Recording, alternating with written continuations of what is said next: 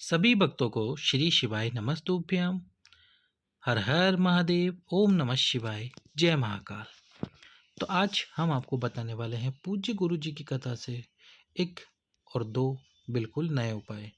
जो नए उपाय गुरु जी ने कल की कथा में बताए हैं, ये उपाय आपके जीवन की मनोकामना को पूर्ण करेंगे।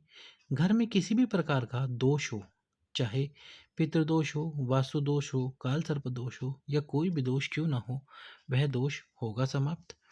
तो वीडियो शुरू करते हैं। वीडियो को लाइक करके, चैनल को सब्सक्राइब करके, वीडियो को अधिक से अधिक लोगों के पास में शेयर कर दीजिए। और जो भी हमारी आवाज़ पहली बार सुन रहे हैं, वीडियो लाइक ज़रूर करें। तो पहला उपाय जो गुरु जी ने बताया कि यदि आपके पितरों की आपके ऊपर कृपा नहीं हो रही है, वो किसी भी वजह से हो, पितृदोष हो या और कोई कारण हो, या फिर आपका कोई कार्य नहीं बन रहा है और आपके पितर आपसे प्रसन्न नहीं है। अब पितर प्रसन्न नहीं है तो आपसे कोई भी कार्य नहीं बनता। फिर आपको धन प्राप्ति हो या फिर आपका स्वास्थ्य हो, कोई बीमारी हो या आपके जीवन में कोई दुख हो, दुख आता ही रहता है। तो अपने पितर को प्रसन्न करने के लिए, अपने पितरों को तृप्त करने के लिए, पितृ दोष समाप्त करने के लिए आपको एक चावल का दाना लेना है। किसी भी दिन आप इस उपाय को कर सकते हैं।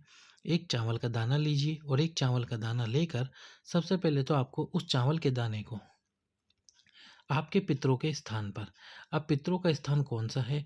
रसोई घर में जहाँ पर आप पानी भरकर रखते हैं वही पितरों का स्थान है, पीने वाला पानी। या फिर आपने जो जल काम में लेते हैं उस जल को रसोई घर में जिस स्थान पर रख रखा है वही पितरों का स्थान है।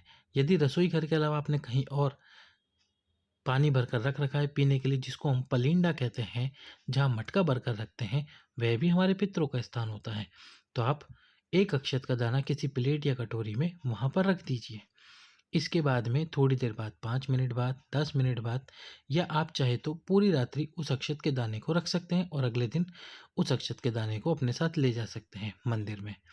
या 5 मिनट, 10 मिनट के लिए आप उस दाने को रख सकते हैं। अब उस अक्षत के दाने को, चावल के दाने को, आपको जब आप मंदिर में जाएं, शिव मंदिर में जाएं, तो जो पितरों के स्थान पर आपने रख रखा है अक्षत, उसको वहाँ से उठा लीजिए और जो पानी वहाँ पर आपने भर कर रखा है उसमें से एक कलश जल भर लीजिए।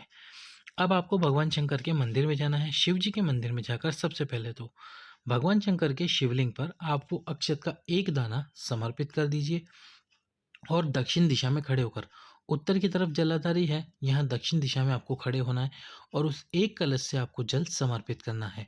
बिल्कुल धीरे धीरे समर्पित कीजिए, शिव जी से प्रार्थना कीजिए।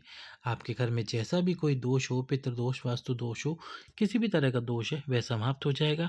यदि एक बार उपाय करने पर आपको फल ना मिले तो आप लगातार 7 दिन उस उपाय को अवश्य ही करके देखिए। चलते हैं हमारे दूसरे उपाय की तरफ। यदि आपने अभी तक हमारे इस वीडियो को लाइक नहीं किया है, लाइक करके वीडियो चैनल सब्सक्राइब कर दीजिए। तो दूसरा जो उपाय बताया गुरु जी ने, वो बताया शिवलिंग पर 2 बार जल समर्पित करने वाला उपाय। इसमें आपको क्या करना है, एक कलश जल भर लेना है। जल भरकर सबसे पहले तो आपको भगवान शंकर के शिवलिंग पर वो जल समर्पित कर देना है। शिवलिंग पे जल समर्पित करो। अब जब शिवलिंग पे जल आप समर्पित कर रहे हो तो शिवलिंग के नीचे जहाँ से जल बहकर गिरता है, ये जो स्थान है, यहाँ पर आपको कोई पात्र लगाना है जिसमें वो जल आए। जैसे आप यहाँ पात्र लगा देंगे, इसमें जल आ जाएगा। अब आपको इस पात्र को उठाना है। इस पात्र को उठाकर इस पात्र का जल आपको समर्पित करना है। कहाँ पर समर्पित करना है? गणेश जी के स्थान पर, कार्तिकेय जी के स्थान पर और माता अशोक सुंदरी के स्थान पर। ये 3 स्थान पर वो जल समर्पित करना है।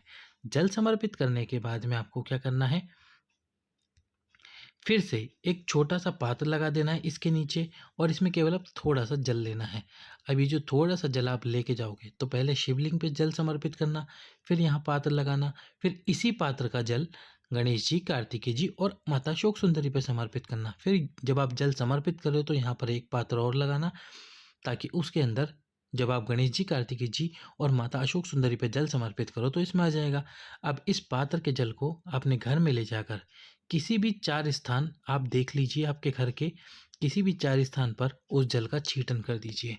घर में किसी भी प्रकार का दोष हो, पितृदोष हो या आपकी कोई कामना हो, आपकी कोई मनोकामना हो, तो कामना मनोकामना को बोलते हुए आप वो जल का छींटन कीजिए। आपकी कामना मनोकामना पूर्ण होगी। सभी भक्तों को श्री शिवाय नमस्तु।